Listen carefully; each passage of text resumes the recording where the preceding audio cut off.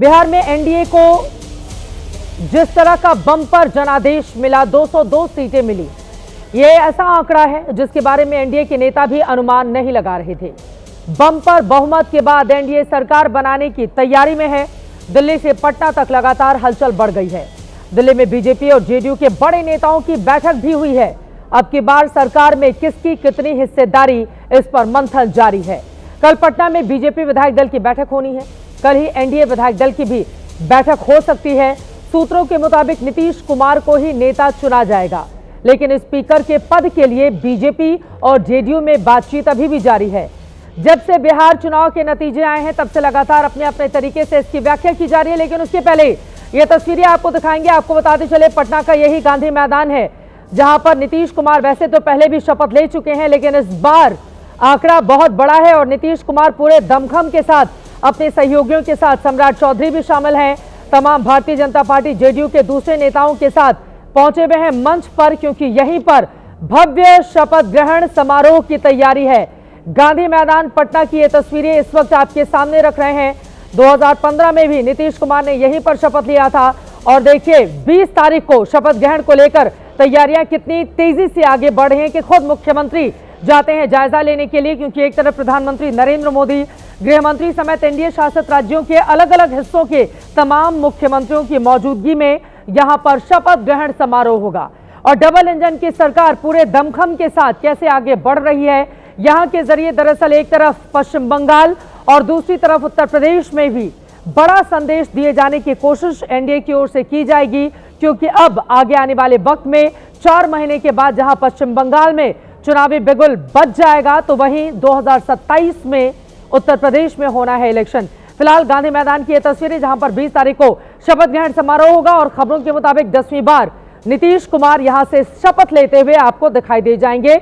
उसका मुहूर्त अभी तक तय नहीं किया गया है, जानकारी सामने नहीं आई है। लेकिन जिस तरह का प्रचंड जनादेश मिला है, बिहार चुनाव के नतीजे आए हैं, तब से लगातार अपने अपने तरीके से अलग अलग इस जीत को लेकर व्याख्या की जा रही है। एनडीए के नेता इसे विकास पर जनता की मोहर बता रहे हैं। प्रधानमंत्री नरेंद्र मोदी ने कहा, चुनाव जीतने का मतलब चुनावी मोड में हर वक्त रहना नहीं होता, बल्कि भावनात्मक मोड में रहना होता है। लोगों की भावनाओं से जुड़ना, उनकी आकांक्षाओं को समझना है। पीएम ने यह भी कहा कि आरजेडी को जनता ने 15 साल दिए थे, लेकिन उन्होंने जंगल राज का रास्ता अपनाया, सामाजिक न्याय के नाम पर सिर्फ और सिर्फ अपनी स्वार्थ सिद्धि की। पीएम मोदी ये भी कहते हैं कि एनडीए को बहुमत इसलिए मिला क्योंकि जनता को भरोसा है कि विकास की रफ्तार इसी सरकार में जारी रहेगी। लेकिन विरोधियों का कहना है कि चुनाव में सभी दलों को समान अवसर नहीं मिल पाया। उनका कहना है चुनाव से पहले लोगों के खाते में पैसे डालकर चुनाव को प्रभावित किया गया। कांग्रेस एक बार फिर चुनाव आयोग को कटघरे में खड़ा कर रही है। ऐसा नहीं है कि बिहार चुनाव में विपक्ष के पास मुद्दों की कमी थी। मैंने भी चुनाव में कवरेज के दौरान देखा था, महसूस किया पलायन, रोजगार, भ्रष्टाचार की वही बड़ी समस्या। लेकिन अब सवाल यह है कि विपक्ष इन मुद्दों को भुनाने में चूक गया। मोदी नीतीश की जोड़ी आगे निकल गई। जिस तरह कांग्रेस को सिर्फ 6 सीटें आई, सवाल यह भी है क्या कांग्रेस संभल पाएगी। इस जनादेश से विपक्ष के लिए क्या संदेश, कई ऐसे सवाल हैं जिसको लेकर महादंगल में बड़ी चर्चा होगी। लेकिन उसके पहले आज जो बयान सामने आए हैं वो सुनाते हैं आपको।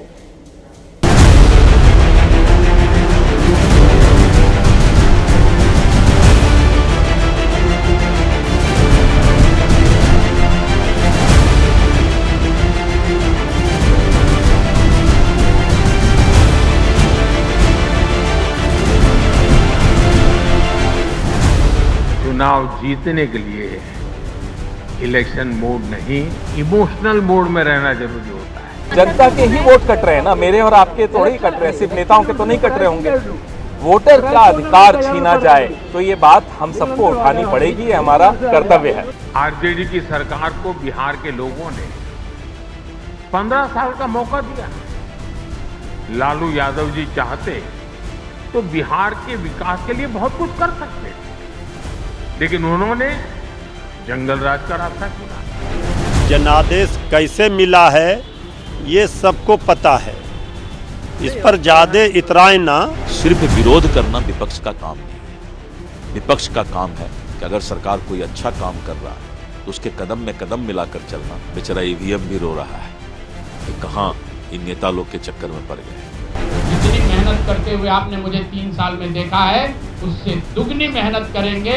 हम लोगों से जो गलती हुई है, मैं आपसे विनम्रता से आपसे माफ़ी मांगता हूं कि मैं आपके सपनों के आधार के अनुसार, आपके सोच के अनुसार वो व्यवस्था बनाने में नाकामयाब रहा हूं।